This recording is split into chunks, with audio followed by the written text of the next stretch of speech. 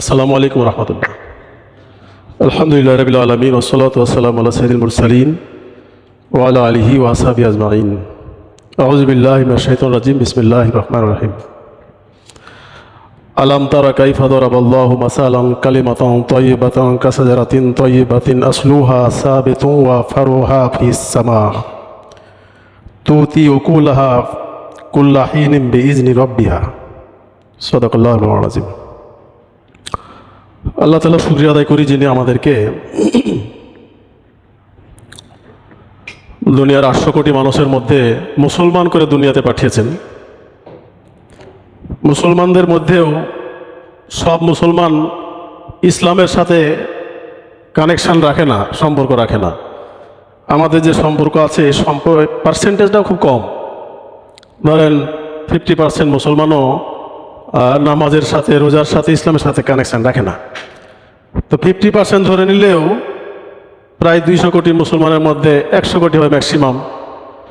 তাহলে 800 কোটি মানুষের মধ্যে 100 কোটি, 8-এর মধ্যে 1, এই অনুপাতে আমাদেরকে থাকার সুযোগ করে দিয়েছেন। এই জন্য আল্লাহ দরবারে শুকরিয়া আদায় করি, সবাই আলহামদুলিল্লাহ। রাসূলের পরে দুরূদ সাল্লাল্লাহু আলাইহি সাল্লাম। সম্মানিত হাজিরিন, আমি সূরা ইব্রাহিমের 1.5 খানা আয়াত তেলাওয়াত করেছি।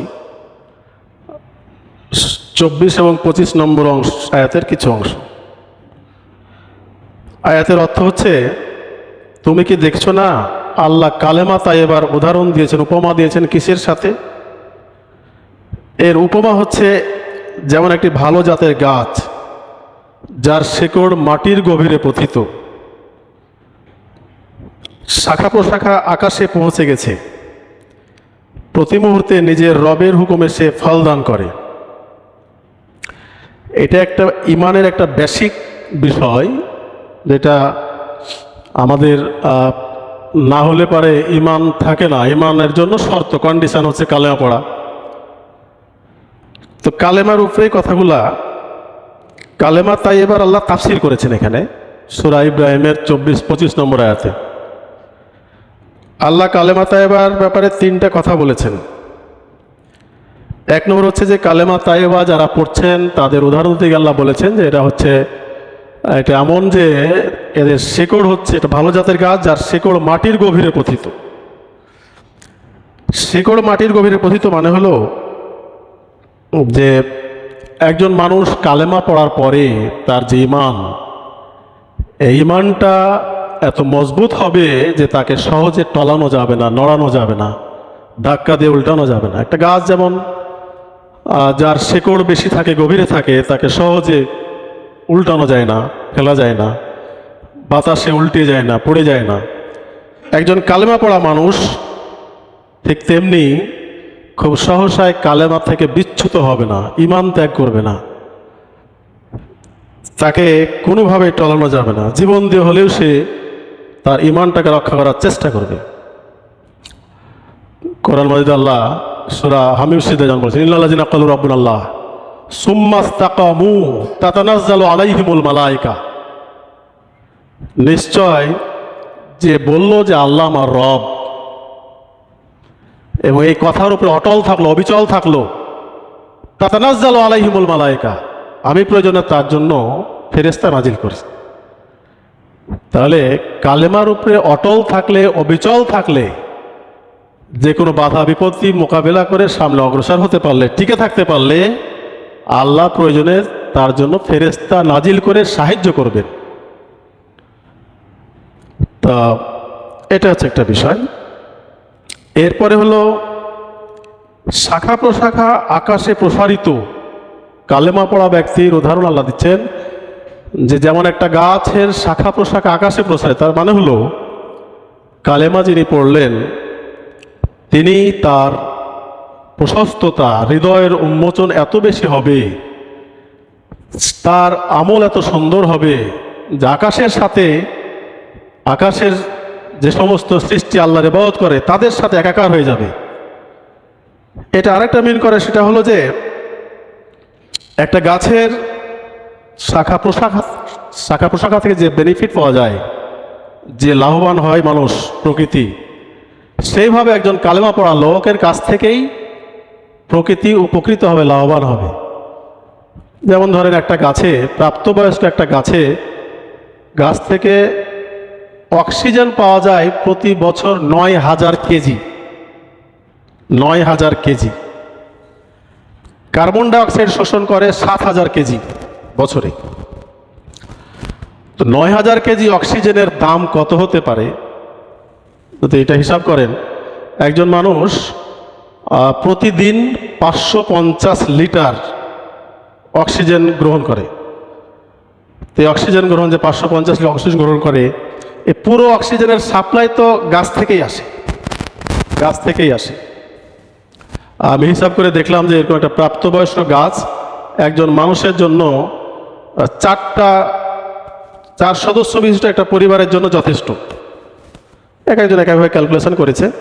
তাহলে একটা গাছে যে পরিমাণ অক্সিজেন পাওয়া যায়, সেই অক্সিজেনটা টাকার মূল্যায়ন যদি করা হয়, তাহলে বছরে কোটি কোটি টাকার অক্সিজেন সাপ্লাই করে। এত পরিমাণ অবদান একটা গাছের। সেই গাছের সাথে, শাখা প্রশাখার সাথে আল্লাহ ইমানদারদের তুলনা করেছেন। তাহলে একজন ইমানদার মানুষ, একজন কালেমা পড়া মানুষ, এই প্রকৃতিতে গাছ যে অবদান রাখে, সেই অবদান রাখার উপযোগী করেই আল্লাহ তাকে দুনিয়াতে পাঠিয়েছে। সূরা আল ইমরানের ১১০ নম্বর আয়াতে আল্লাহ বলছেন, কুনতুম খায়রা উম্মাতিন উখরিজাত লিন-নাস, তোমরাই মধ্যম জাতি, তোমাদেরকে পাঠানো হয়েছে মানুষের জন্য। মানুষের জন্য পাঠানো হয়েছে, মুসলমানদের জন্য শুধু না, ইমানদারদের জন্য শুধু না। আল্লাহ মুসলমানদেরকে কুনতুম খায়রা উম্মাত বলছেন, যে তোমরাই শ্রেষ্ঠ জাতি, উম্মত। তোমাদেরকে পাঠানো হয়েছে মানুষের জন্য, মানুষের কল্যাণের জন্য। মানুষের জন্য মানে কি? মানুষের কল্যাণের জন্য। দুনিয়ার সমস্ত কিছু আল্লাহ সৃষ্টি করেছেন মানুষের জন্য। ওয়াল্লাযী খালাকাকুম ফিল আরজি জামিআ। তা আল্লাহ দুনিয়ার সমস্ত কিছু সৃষ্টি করেছেন মানুষের কল্যাণের জন্য, আর মানুষকে আল্লাহ পাঠিয়েছেন প্রকৃতির সমস্ত কিছুর কল্যাণের জন্য। আমাদের দুর্ভাগ্য যদিও যে আমরা এগুলো বিষয়ে এত হিসাব নিকাশ আমরা করি না। তো যাক, আমি সময় যেহেতু খুবই কম, এরপরে আল্লাহ বলছেন যে তুতি উকুলহা হিন বিইজনি রাব্বিহা। এই গাছ আল্লাহর হুকুমে ফল দান করে, সেটাও মানুষের কল্যাণের জন্য, অন্যের কল্যাণের জন্য। গাছের বৈশিষ্ট্যের সাথে একটা কালেমা পড়া ব্যক্তির তুলনা আল্লাহ করেছেন সূরা ইব্রাহিমের ২৪-২৫ নম্বর আয়াত। একজন মানুষ যদি নিজেকে এই ইব্রাহিমের ২৪-২৫ নম্বর আয়াত কালেমা তাইয়্যিবার ব্যাখ্যা যে আল্লাহ করেছেন, সেই ব্যাখ্যা অনুযায়ী নিজের ইমানটাকে শুধু ঠিক করতে পারত, নিজেকে গাছের সাথে তুলনা করে গাছের আদর্শকে গ্রহণ করতে পারত। গাছের আদর্শ গ্রহণ করা মানে কি? গাছের তো নিজস্ব কোনো আদর্শ নাই, গাছকে আল্লাহ যা দিয়েছেন সেখান থেকে সেইটা নেওয়া। তো এটা নিতে পারতো, তাহলে আমাদের সমাজটা চেঞ্জ হয়ে যেত। আমাদের একটা ধারণা দেখেন, দুঃখের সাথে বলতে হয়, আমাদের সাধারণত মুসলমানদের ধারণা যে মুসলমান মানে নামাজ রোজা করবে, হজ জাকাত করবে, আর জান্নাতে চলে যাবে। এটা ইন জেনারেলি আমাদের ধারণাটা এরকম, নামাজ পড়ো, রোজা করো, হজ করো, জাকাত দাও, টাকা থাকলে আর জান্নাতে চলে যাও, কেউ ঠেকাতে পারবে না। নামাজ বেহেশতের চাবি, তারপরে রোজা করলে তো স্পেশাল জান্নাতের একটা গেট পাওয়া যাবে, সেভাবে আমরা জান্নাতে যাওয়ার জন্য এগুলো করি। এই ধারণার কারণে, এরকম একটা হালকা আইডিয়া নিয়ে ইসলাম পালন করার কারণে আমরা কিন্তু ওই ফাংশনগুলো চিন্তা করি না, আমরা ওটা চিন্তা করি না। যার কারণে সমস্যাটা দেখেন, আমাদের দেশের, আমার গোটা পৃথিবীর মুসলমানদের কথা বাদই দিলাম, আমাদের এই বাংলাদেশে তো 90% লোক মুসলমান, 90% লোক মুসলমান। হুজুরের আলোচনায় শুনলেন যে আমাদের এই মুসলমানের দেশে একটা কমিশন হয়েছে, সংস্কার কমিশন। তার প্রস্তাবটা হয়েছে, এমন একটা প্রস্তাব দিয়েছে মহিলাদের বিষয়ে, সেই প্রস্তাবটা সরাসরি কোরআনের বিপক্ষে। প্রস্তাবটা দিল কে? কিছু বুদ্ধিজীবী, যাদেরকে এদেশের মানুষ সম্মান করে, শ্রদ্ধা করে, যাদেরকে দায়িত্ব দেওয়া হয়েছে কমিশন সংস্কারের জন্য। এই দায়িত্বপূর্ণ ব্যক্তিগুলা এত সম্মানের জায়গায় বসে সরাসরি মুসলমান হওয়ার পরে ইসলামের বিরুদ্ধে তারা আইন পাস করছে, তারা প্রস্তাব উত্থাপন করছে। কারণটা হচ্ছে এটা যে আমরা মনে করছি যে আমাদের ওই দিকে তো নয়, আমরা এই নামাজ রোজা হজ জাকাত করলে তো জান্নাত পেয়ে যাবো আর আল্লাহ তো মাফ করবেনি। কিন্তু দুর্ভাগ্যের বিষয় হলো যে দেখেন, কালেমা তাইবার ব্যাখ্যা যে আল্লাহ দিয়েছেন, আমরা কালেমা না পড়লে তো মুসলমান হতে পারি না। তো আমাদের দুর্ভাগ্য একটা যে আমরা কে কখন কালেমা পড়ে মুসলমান হয়েছে কারো কিন্তু জানা নাই।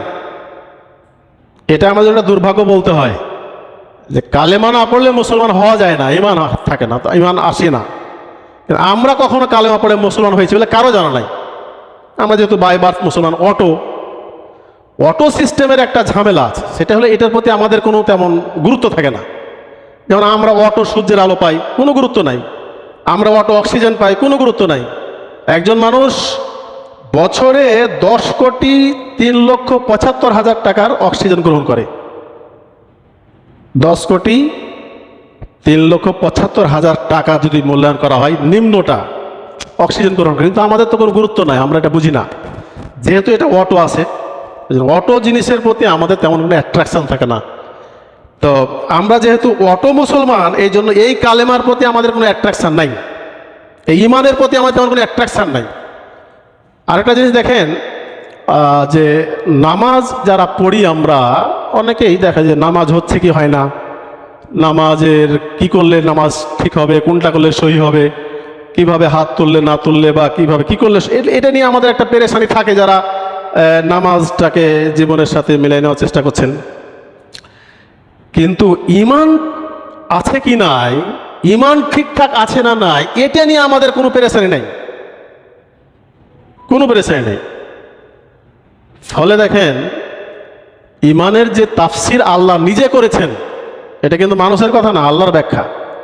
শেকড়টা হবে গভীরে পথিত, ডালপালা আসমানে প্রসারিত, আর সে আল্লাহর হুকুমে ফল দেয়।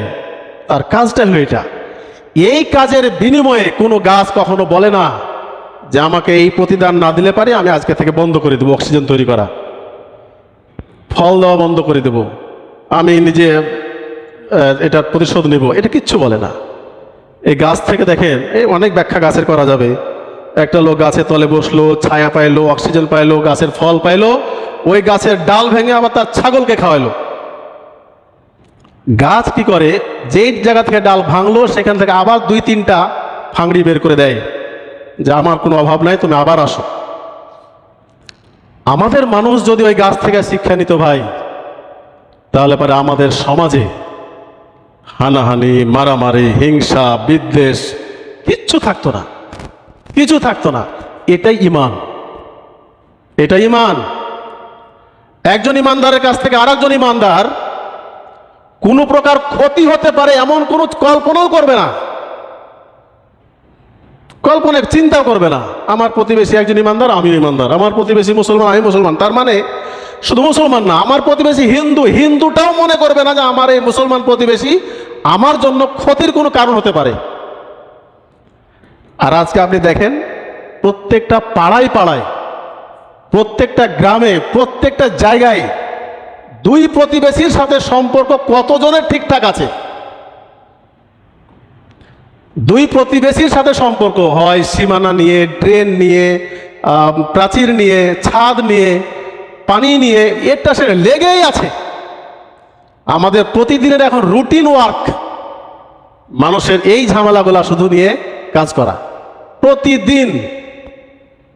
সমস্যা নাই, কে বেড়া দিয়ে রাখছে, কে ঘিরে রাখছে, কে কি করে রাখছে, এগুলোই চলছে।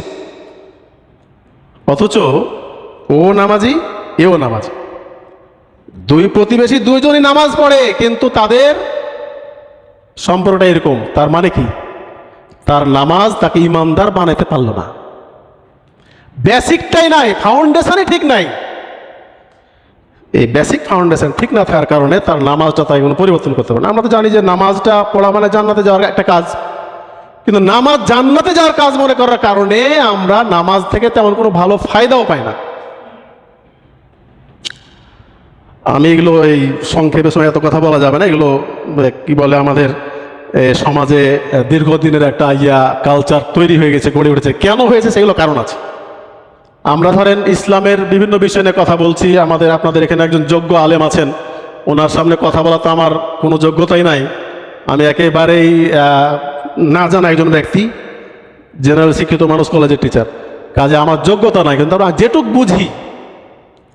যেটুক বুঝেছি সেটুক বলার জন্য চেষ্টা করেও আমি বলতে পারবো না এই কম সময়ে। এটা অনেক লম্বা ঘটনা, যে এই যে কালচার আমাদের মধ্যে তৈরি হয়েছে,